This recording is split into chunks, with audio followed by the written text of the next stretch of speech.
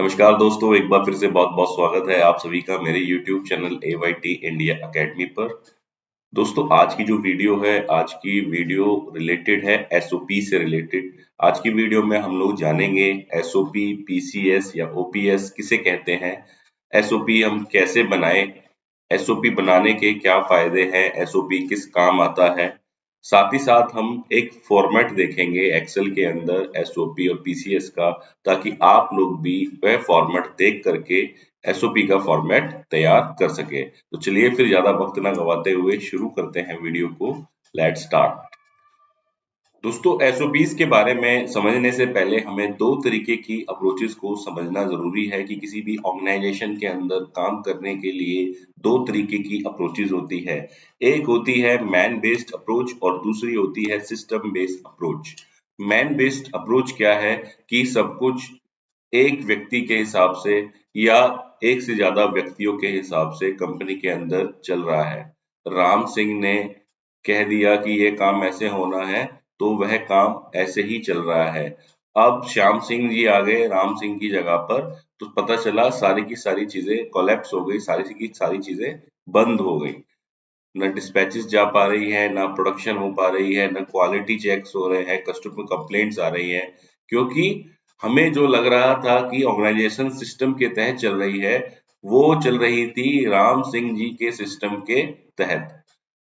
और जो दूसरी अप्रोच होती है वह अप्रोच होती है सिस्टम बेस्ड अप्रोच, जिसमें कोई भी सिस्टम किसी व्यक्ति के हिसाब से नहीं चलता, सिस्टम के हिसाब से चलता है, मेथड के हिसाब से चलता है। तो यह है दूसरी अप्रोच। जो बड़े ऑर्गेनाइजेशंस बने हैं जैसे कि मारुति, रिलायंस, एयरटेल, ये जितने भी बड़ी ऑर्गेनाइजेशंस बनी है, ये सारी बनी है सिस्टम बेस्ड अप्रोच को लेकर के। अगर ये सब भी मैन डिपेंडेंट होते तो आज इतनी बड़ी ऑर्गेनाइजेशन नहीं बन पाते। मारुति जब स्टार्ट हुई, उसके अंदर जो पर्सन उस टाइम काम कर रहे थे जब मारुति इंडिया के अंदर लगी, और आज अगर आप जाकर के देखो, उसमें से 90% लोग जा चुके हैं, लेकिन अभी भी मारुति चल रही है, उससे ज्यादा प्रॉफिट कर रही है। ऐसे ही अगर हम रिलायंस इंडस्ट्रीज का एग्जांपल देखें, तो जब स्टार्ट की होगी तो उस टाइम जो लोग रहे, उसमें से कितने लोग जा चुके होंगे और कितने हजार लोग अब आ चुके हैं। तो अगर ये सब कुछ सिस्टम के हिसाब से नहीं होता, मैन बेस्ड होता, तो ये इतनी बड़ी ऑर्गेनाइजेशन नहीं बन पाते। तो इसीलिए हमें अपनी ऑर्गेनाइजेशन को सिस्टम की तरफ ले जाना है कि कोई राम सिंह आए, श्याम सिंह आए या कोई भी आए, हमारी चीजें चलती रहे। और दूसरा क्या है, जो भी पर्सन इंडस्ट्री के अंदर काम कर रहा है, उसको आसानी हो कोई भी काम करने में, उसको पता हो कि इस काम को करने का तरीका ये है। तो इसी से रिलेटेड है हमारी आज की वीडियो एसओपी के ऊपर।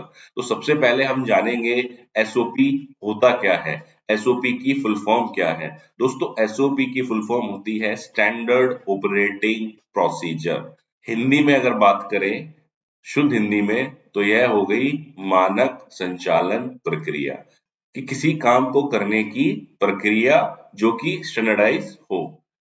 बेसिकली एसओपी एक ऐसा डिफाइंड फॉर्मेट होता है, ऐसा डिफाइंड डॉक्यूमेंट होता है, जो हमें किसी भी काम को करने के लिए दिशा निर्देश देता है या इंस्ट्रक्शंस देता है कि अगर हमें कोई काम करना है तो उसको करने के लिए हमें क्या क्या स्टेप्स फॉलो करने पड़ेंगे, उसको करने के लिए हमें क्या क्या चीजों का पालन करना पड़ेगा। साथ ही साथ जो एसओपी है, वह इसलिए भी बनाए जाते हैं कि किसी काम को करने में कोई एरर ना आए, किसी से कोई गलती ना हो। सपोज मुझे इंस्पेक्शन करना है, इंस्पेक्शन का हमने एक एसओपी बना दिया कि जब हम इंस्पेक्शन करेंगे, कि हम इनकमिंग इंस्पेक्शन को उदाहरण पे ले लेते हैं, कि जब भी कोई मटेरियल कंपनी के अंदर आएगा, हमें उसका इंस्पेक्शन करना है, तो उसका एक हमने एसओपी बना दिया कि इस काम को करने का यह तरीका है कि भाई पहले जो गेट पे गाड़ी आएगी उसमें से हमने मटेरियल का सैंपल लेना है, सैंपलिंग प्लान के हिसाब से चेक करना है, उसकी रिपोर्ट को हमने इंस्पेक्शन रिपोर्ट के अंदर रिकॉर्ड करना है। जो मटेरियल आया है उसके साथ में उसका मटेरियल टेस्ट सर्टिफिकेट भी आना चाहिए, वो भी हमें वेरीफाई करना है। जो हमने मटेरियल मंगाया था उसी ग्रेड के अनुसार मटेरियल आया है, वह भी हमें वेरीफाई करना है। इसके बाद अगर मटेरियल ओके है, तो हम बिल के ऊपर क्यूसी ओके की स्टैंप लगा करके बिल को स्टोर में दे देंगे और स्टोर वाले जो है मटेरियल को फिर स्टोर के अंदर ले जाएंगे क्यूसी ओके होने के बाद। और ये डॉक्यूमेंट जितने भी बनेंगे उसको हम फाइल करके रख फाइल करके रख लेंगे। तो ये क्या हो गया, एक स्टेप बाय स्टेप गाइड हो गई इनकमिंग इंस्पेक्शन को करने की। तो एसओपी इसी तरीके से बनाए जाते हैं जिसके अंदर स्टेप बाय स्टेप गाइड होती है एक तरीके से किसी भी काम को करने की, ताकि उस काम को चाहे राम सिंह करे, श्याम सिंह करे या कोई भी व्यक्ति करे, उस काम को करने का तरीका ना बदले, स्टैंडर्ड ना बदले, एक ही तरीका रहे, एक ही मानक रहे किसी भी काम को करने का। इससे होगा क्या, इससे आपको सहूलियत होगी किसी भी काम को करने की। आपको बार बार अपना सोचना नहीं पड़ेगा कि इस काम को कैसे करना है। एसओपी बना है, एसओपी लगा हुआ है, आपने उसको पढ़ा और काम को खत्म कर लिया। अब एसओपी से रिलेटेड आपने बहुत सारी टर्मिनोलॉजी सुनी होंगी इंडस्ट्री में, अगर आप काम कर रहे हैं तो उन टर्मिनोलॉजीज को हम समझते हैं। जैसे कि सबसे कॉमन है ओपीएस और ओसीएस। ओपीएस क्या हो गया, ऑपरेशन स्टैंडर्ड, और ओसीएस क्या हो गया, ऑपरेशन कंट्रोल स्टैंडर्ड। इसी तरीके से कुछ लोग बोलते हैं पीसीएस, प्रोसेस कंट्रोल शीट या प्रोसेस कंट्रोल स्टैंडर्ड। कुछ लोग बोलते हैं पीएस, प्रोसेस शीट, और कुछ बोल देते हैं डब्ल्यूआई, वर्क इंस्ट्रक्शंस। तो ये सारी की सारी चीजें क्या है, एक एसओपी है, उसके ही डिफरेंट डिफरेंट नाम है। कोई ओपीएस बोल देता है, कोई ओसीएस बोल देता है, कोई पीसीएस बोल देता है, कोई पीएस बोल देता है। ये सारी की सारी चीजें क्या है, एक ही है। इसके अंदर हमें ये पता चलता है कि हमें कोई अगर ऑपरेशन करना है, कोई प्रोसेस करना है, तो वह कैसे कैसे करना है। अब हम जानेंगे टाइप्स ऑफ एसओपीज, एसओपीज के प्रकार। दोस्तों ऐसा कोई डिफाइंड नहीं है कि इतने प्रकार के ही एसओपीज होते हैं, लेकिन मैंने इसको एक क्लब करके कोशिश करी है ताकि आपको आसानी से समझा सकूं कि कितने प्रकार के एसओपीज हैं जो हम डिफरेंट डिफरेंट तरीके से यूज करते हैं। तो दोस्तों सबसे पहला क्या है, department specific SOP. Department specific SOPs क्या होते हैं, डिपार्टमेंट के प्रोसीजर। कि आप अगर इंडस्ट्री में काम कर रहे हो तो आपने देखा होगा कि मेंटेनेंस का यह एसओपी है, स्टोर डिपार्टमेंट का यह एसओपी है या प्रोसीजर है। ज्यादातर लोग प्रोसीजर बोलते हैं, बात एक ही है, एसओपी या प्रोसीजर। तो ये क्या है, डिपार्टमेंट स्पेसिफिक प्रोसीजर हो गए, जिसमें हमें डिपार्टमेंट से रिलेटेड सारी जानकारी मिलती है कि इस डिपार्टमेंट में कोई काम होना है तो किस प्रकार से वह काम होना है। दूसरा है प्रोसेस या ऑपरेशन स्पेसिफिक एसओपीज। वो क्या है, ओपीएस या पीसीएस या डब्ल्यूआई।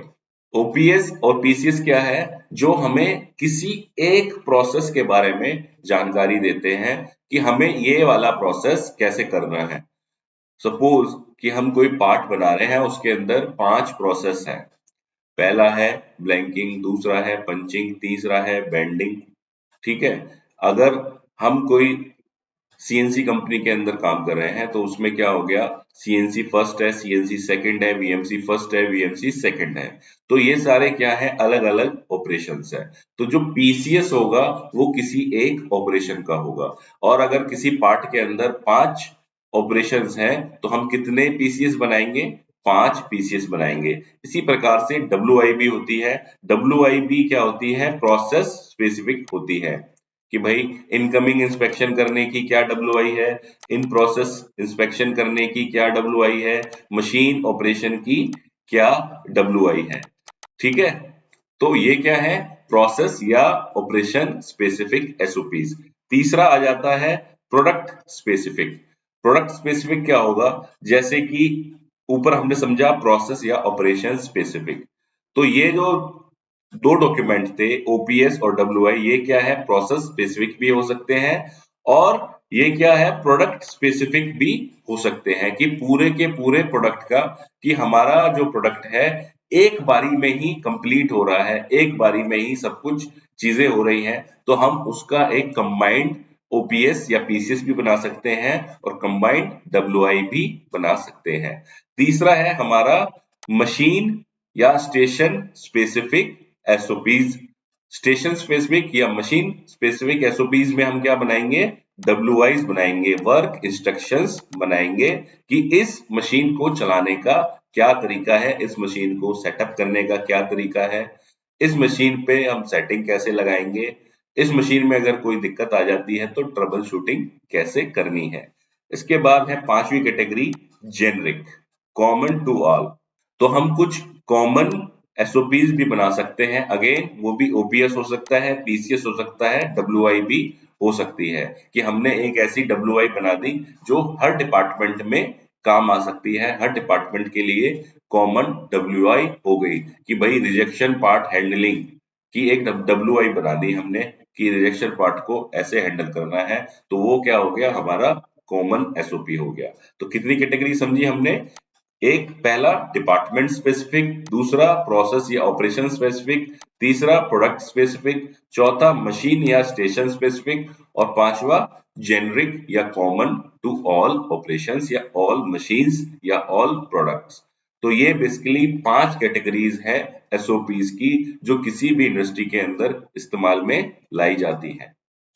दोस्तों आपकी स्क्रीन के ऊपर एक एसओपी का सैंपल आ चुका है, मैंने इसको नाम दिया है एडवांस स्टैंडर्ड ऑपरेटिंग प्रोसीजर, क्योंकि ये बहुत ज्यादा एडवांस है। इसके अंदर क्या है, सारी की सारी चीजें हमने डाल दी हैं किसी भी प्रोसेस को करने के लिए। ये एक पार्ट का, एक ऑपरेशन का एसओपी है जिसके अंदर हमने सारी की सारी चीजें डिटेल में डाल दी हैं। वो चीजें क्या हैं, अब उनको एक एक करके जानेंगे। तो सबसे पहले थोड़ा डॉक्यूमेंट का ढांचा समझ लेते हैं। सबसे पहले आ गया लोगो कंपनी का, यहाँ आ गया डॉक्यूमेंट का नाम, यहाँ आ गया डॉक्यूमेंट का इश्यू का रिकॉर्ड, यहाँ हमने ऐड किया डॉक्यूमेंट का रिवीजन का स्टेटस, और यहाँ पे हमने डाला डॉक्यूमेंट का नंबर क्या है, ये एसओपी का नंबर क्या है, और डेट ऑफ ओरिजिन क्या है। डॉक्यूमेंट नंबर क्या हो गया, ये फॉर्मेट का नंबर, ये पूरे के पूरे फॉर्मेट का नंबर। और एसओपी नंबर क्या हो गया, कि हमने बहुत सारे एसओपीज बना रखे हैं, ये उसका नंबर हो गया। डॉक्यूमेंट नंबर तो सेम रहेगा, जैसे F M D Q A 43, ये मेरे एसओपी का नंबर है, लेकिन उस एसओपी से मैंने 50 एसओपीज और बना दिए उस फॉर्मेट से, तो मैं अगर सबको सेम नंबर दूंगा तो पहचान करना मुश्किल हो जाएगा। तो ये तो डॉक्यूमेंट नंबर हो गया, और फिर हमने दे दिया एक अलग से एसओपी नंबर, कि अगर मेरे 50 एसओपीज हैं तो हमने उसको दे दिया एसओपी डैश 01 02 03 04 05 या AYT डैश 01 02 03 04 05, और इस तरीके से हमने डिटेल में नंबरिंग उसकी कर दी एसओपी की। अब हम समझेंगे इस फॉर्मेट में हमने क्या क्या चीजें कवर करी हुई हैं। डॉक्यूमेंट का नेम, रिवीजन, इश्यू डिटेल्स, ये सारी चीजें कवर करी। दूसरा जो है, हम इसमें कवर कर रहे हैं पार्ट की डिटेल, वो आ गई यहाँ पर, ठीक है, कि पार्ट का नाम क्या है, फ्लैंज मॉडल ए, पार्ट नंबर क्या है 1 2 3 4 5 6, ऑपरेशन का नाम क्या है ब्लैंकिंग, ऑपरेशन नंबर क्या है OP10, और किस मशीन पे लगा है ये, पावर प्रेस 75 के ऊपर यह लगा हुआ है। ये आ गई प्रोडक्ट की डिटेल। इसके बाद हमने इसमें तीसरी चीज क्या ऐड करी है, टूल और डाई की डिटेल्स। ये यहाँ पर टेबल दिख रही है आपको, ये वाली, इसमें हमने डाल दिया ब्लैंकिंग डाई, ठीक है, डाई नंबर, इसकी शट हाइट, इसकी स्ट्रोक हाइट। इसके बाद हमने यहाँ पे क्या डाला है, गेज की डिटेल, कि भाई ये जो पार्ट बन रहा है इसको चेक करने के लिए कोई गेज तो नहीं यूज हो रहा, कि जब ये पार्ट बनेगा तो मैंने कोई गेज तो नहीं यूज करना। तो हमने यहाँ पर डाल दिया रिसीविंग गेज 450 इस पार्ट के लिए यूज हो रहा है। इसके बाद यहाँ पर आ गया जिग एंड फिक्सचर डिटेल्स। हो सकता है ये वाला जो पार्ट है इसमें कोई फिक्सचर लगता हो, अगर लगता है तो हम वो यहाँ पर फिक्सचर की डिटेल्स भर देंगे, अगर नहीं लगता तो हम यहाँ पे डाल देंगे कि नहीं लग रहा NA, ठीक है। इसके बाद आपको यहाँ स्क्रीन पे दिखाई दे रहा है प्रोडक्ट का PFD, तो हमने यहाँ डाल दिया प्रोडक्ट का PFD की ये जो शीट आई, स्ट्रिप साइज आया, उसके बाद ये ऊपर दिया हुआ है ऑपरेशन, नीचे दिया हुआ है मशीन, कि नीले रंग के डब्बे में है कि क्या ऑपरेशन हो रहा है, और लाल रंग के डब्बे में है किस मशीन पे हो रहा है। तो हमारा जो पहला ऑपरेशन है ब्लैंकिंग किस पे हो रहा है, 75 टन की प्रेस पे। उसके बाद क्या है हमारा फर्स्ट पंचिंग, उसके बाद हमारा क्या है ड्रॉ, उसके बाद क्या है हमारा ट्रिमिंग। तो इस तरीके से हम पूरा प्रोसेस को कवर करते हुए कहां तक आ गए, डिस्पैच स्टेज तक, कि हमने यहाँ डाल दिया कि इस प्रोडक्ट का पीएफडी ये है। और अगर आपको दिखाई दे रहा है तो यहाँ पे हमने इसको सर्कल भी किया हुआ है कि ये जो पीएफडी है इसके अंदर हमारा ऑपरेशन ये हो रहा है। आप इसको अलग कलर भी कर सकते हो कि ये जो ऑपरेशन है जिस पार्ट की हम बात कर रहे हैं ये वाला ऑपरेशन यह है। ठीक है। उसके बाद जो अगली चीज आ गई इसके अंदर आ गई प्रोसेस की ड्राइंग। आपको यहाँ पर ड्राइंग दिखाई दे रही है पार्ट की, पार्ट ड्राइंग ऑपरेशन 10। ठीक है, जिसके अंदर हमने एक डायमेंशन है 114 प्लस माइनस 0.5, दूसरी डायमेंशन क्या है 96.0 प्लस माइनस 0.5, और थिकनेस क्या है शीट की 8 प्लस माइनस 0.2। ये आ गई यहाँ पर प्रोसेस की ड्राइंग, उस पार्ट की उस प्रोसेस की ड्राइंग जो कि यहाँ पर है ओपी 10। इसके बाद है इंस्पेक्शन स्टैंडर्ड। इंस्पेक्शन स्टैंडर्ड हमने कहाँ डाले हुए हैं, ये जो नीचे टेबल बना रखी है यहाँ पे हमने इंस्पेक्शन स्टैंडर्ड डाल दिए। इंस्पेक्शन स्टैंडर्ड में क्या क्या चीजें हैं, पैरामीटर हमें क्या चेक करना है पैरामीटर, उसके बाद आ गया हमारा स्पेसिफिकेशन, पैरामीटर क्या है डायमेंशंस, ठीक है। स्पेसिफिकेशन क्या हो गई कि हमने जो चेक करना है वह कितना आना चाहिए। उसके बाद आ गया उसका तरीका मेथड कि हम उसको चेक कैसे करेंगे, चेक कैसे करेंगे डीवीसी डिजिटल वर्नियर कैलिपर से चेक करेंगे। और जो विजुअल है ये हम किससे चेक करेंगे, देखकर चेक करेंगे। क्लास क्या हो गई कि ये वाली जो डायमेंशंस है वो सीटीक्यू है, मेजर है, माइनर है, क्या है, तो ये क्या है क्रिटिकल टू क्वालिटी है कि अगर ये वाले डायमेंशंस नहीं बने तो मेरा पार्ट रिजेक्ट हो जाएगा। उसके बाद आ गई फ्रीक्वेंसी। ठीक है, तो फ्रीक्वेंसी में हमने दो चीजें डाली हुई हैं, एक ऑपरेटर की एक इंस्पेक्टर की। ऑपरेटर क्या करेगा 100% चेक करेगा ईच लॉट को, ठीक है।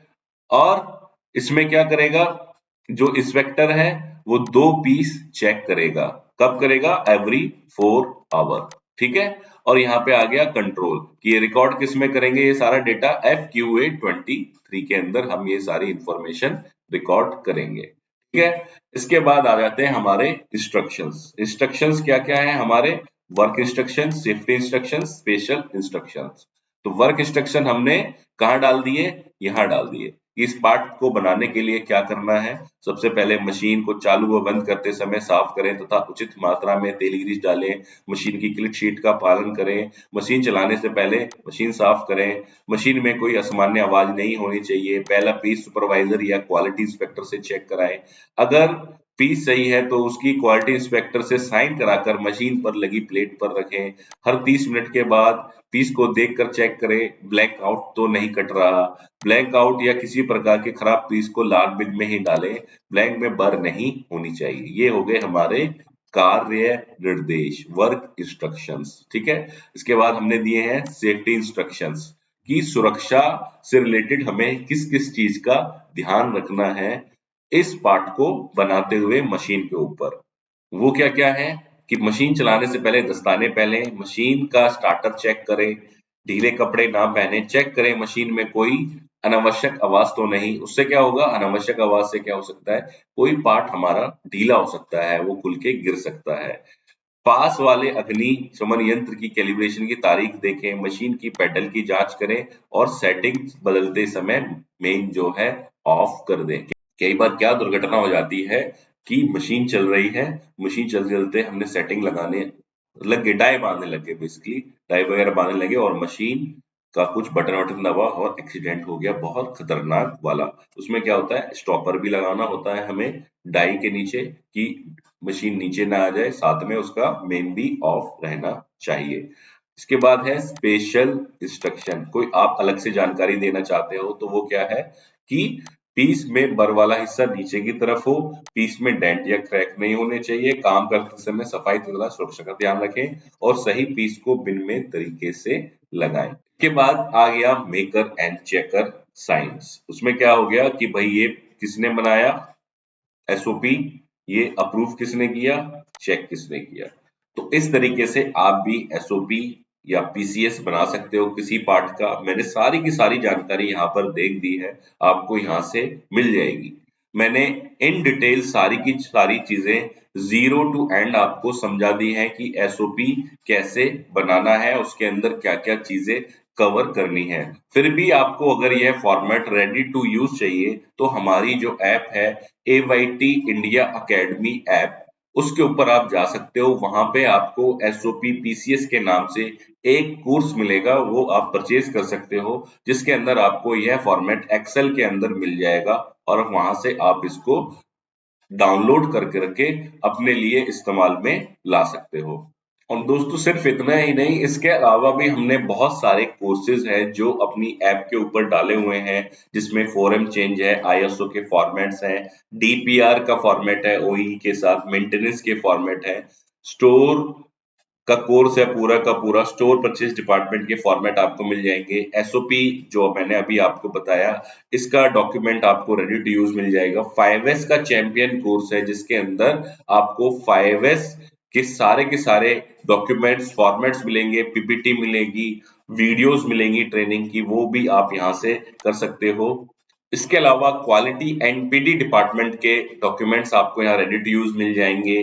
पीपीएम, डीपीयू, डीपीएमओ से रिलेटेड आपको यहाँ पे जो है कोर्सेज मिलेंगे, जॉब रूट कार्ड है, फिश बोन डायग्राम है, फाइलिंग सिस्टम है, एचआर के सारे ट्रेनिंग से रिलेटेड फॉर्मेट्स, डॉक्यूमेंट्स, वीडियोस हैं, स्टॉक इन्वेंट्री को मैनेज करने के ट्रेनिंग वीडियोस और फॉर्मेट्स हैं, कॉस्ट ऑफ पोर क्वालिटी के वीडियोस फॉर्मेट्स हैं। तो ये सारे के सारे आप कोर्सेज जो है हमारी ऐप के ऊपर AYT इंडिया अकेडमी जो ऐप है उस पे जाकर के आप देख सकते हो। वहां से अगर आपको कोई कोर्स पसंद आता है तो आप उसको बाय कर सकते हो। अब कंटिन्यू करते हैं वीडियो। सबसे आखिरी जो बात रह जाती है वह रह जाती है कि जो एसओपी है उसको हमने कहाँ लगाना है। तो दोस्तों जो एसओपी है उसको हमें लगाना है पॉइंट ऑफ यूज के ऊपर। ऐसा नहीं होना चाहिए हमने शॉप फ्लोर में एक जगह लगा दिया एसओपी और हमारा काम खत्म हो गया। एक्चुअल में जिस एरिया, जिस मशीन, जिस स्टेशन के ऊपर या जिस टेबल के ऊपर वह काम हो रहा है, वहां एसओपी या डब्ल्यूआई या पीसीएस लगा होना चाहिए, ताकि जो काम करने वाला है उसकी नजरों के सामने हमेशा रहे और हमेशा उसको फॉलो करे। दोस्तों जो एसओपी का सबसे बढ़िया उदाहरण है वो क्या मिलेगा फ्लाइट के अंदर। जो फ्लाइट्स होती है, जो उड़ान लेता है हवाई जहाज, हर चीज का एक एसओपी बना हुआ है कि जब उसने टेक ऑफ करना है तो उसका क्या एसओपी है, क्या चेकलिस्ट है, उसने क्या क्या चीजें करनी है, पायलट ने, एयर होस्टेस ने क्या करना है। अगर आप देखोगे, आप अगर गए हो फ्लाइट से, तो एयर होस्टेस ने बोलना है, बताना है आपको सीट बेल्ट के बारे में, ऑक्सीजन मास्क के बारे में, तो उसने बताना ही है। और वो भी टाइमिंग सेट है कि इतना, जब फ्लाइट उड़ेगी या उड़ने वाली होगी तो इतनी देर में आपको बताना है। तो ये सारी चीजें क्या होती हैं, एसओपीज से होती हैं कि आपको अगर चीजें स्टैंडर्डाइज करनी है तो आपको हर चीज का एसओपी डिफाइन करना ही पड़ेगा। तो यही सारे फायदे हैं एसओपी को इम्प्लीमेंट करने के। दोस्तों उम्मीद है वीडियो आप लोगों को पसंद आई होगी। वीडियो अगर पसंद आई है तो वीडियो को लाइक करना ना भूलें। चैनल पे पहली बार आए हैं तो चैनल को सब्सक्राइब कर दें। साथ ही शेयर करें अपने दोस्तों के साथ इस वीडियो को, ताकि ज्यादा से ज्यादा लोगों तक यह जानकारी पहुंच सके। धन्यवाद।